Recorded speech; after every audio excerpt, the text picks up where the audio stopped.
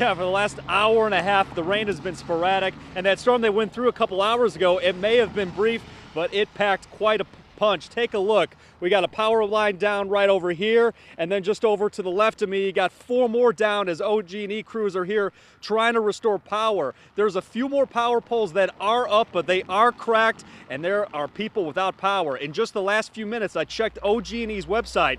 We've got more than 4,000 people across the state who do not have power. In just the metro area, there are thousands of people. And just here in Midwest City, we noticed that there was a rise in people without power, about 112 people, and it was just about 80 or so 2 hours before that.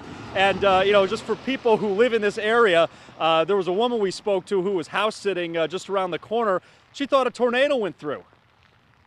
I saw tree limbs, huge tree limbs being blown across the yard. My car was covered in leaves. I had to turn around and go back because I thought that I was going to get killed because my car was just blowing back and forth.